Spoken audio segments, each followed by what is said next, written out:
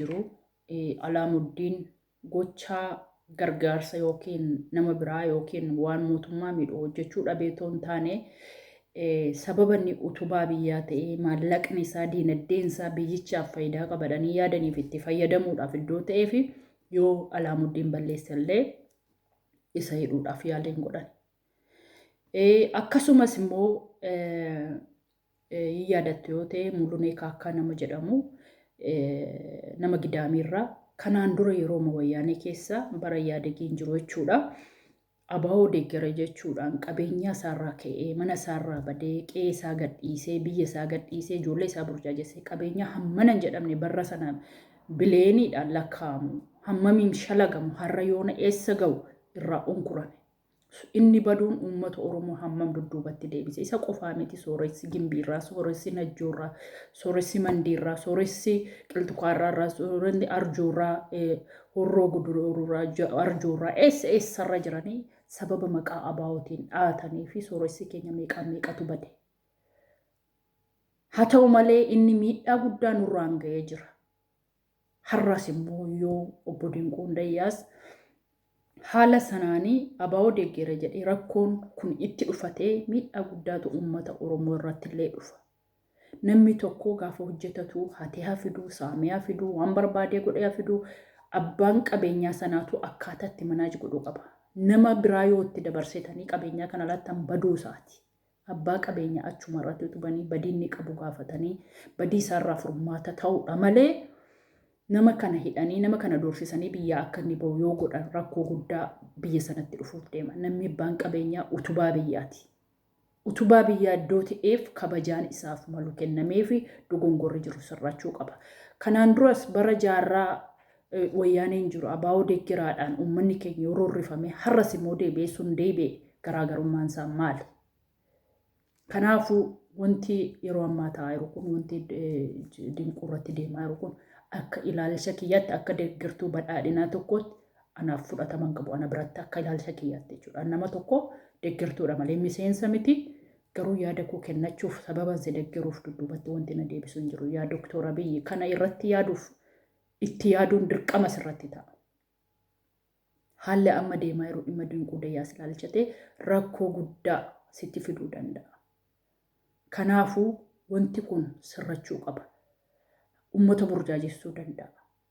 Fakkeenyaaf abaa'oo deeggera ammaan booddee kanaan duras abaa'oo deeggera abaa'oon uummanni naggaadeen hojii isaa hojjeta.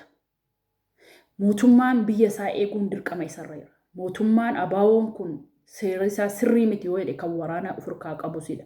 Rukuttee dhabamsiisuu balleessuu humna qabduun waan barbaade gochuun dirqamni sirka jira malee Dinquu Dayyaas sirka hin jiru. Dinquun Dayyaas gargaafaa dhiisu. Garuu kan biyya kee karaa biraatiin kontirool godhachuu danda'u sidha.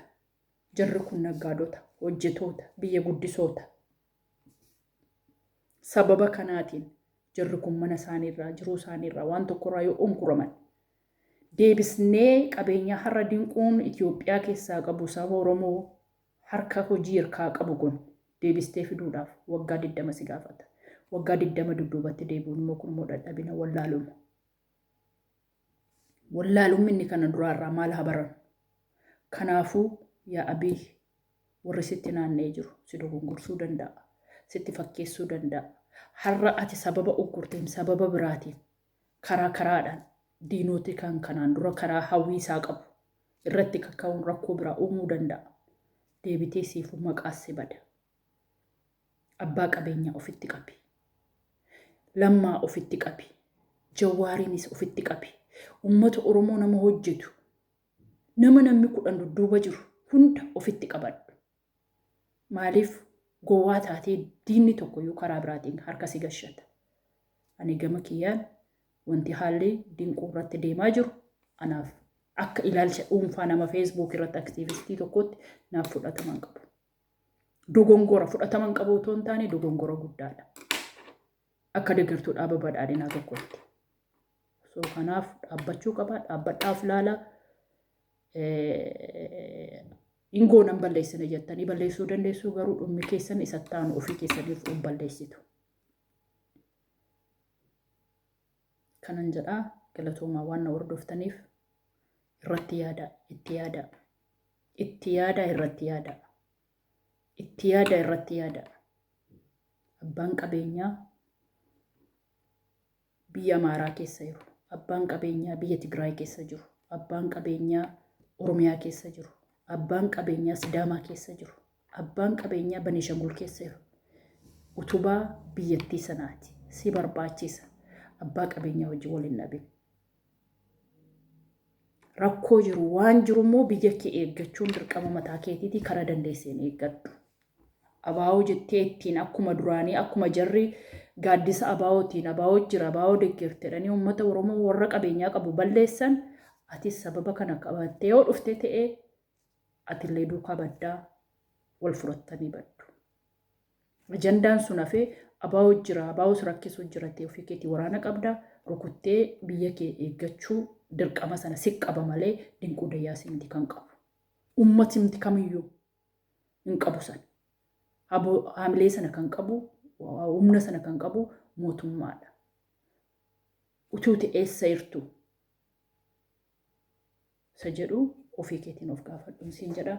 Deeggartoonnis miseensonnis warrooti badhaadhinaa wanta kana hin deeggarina.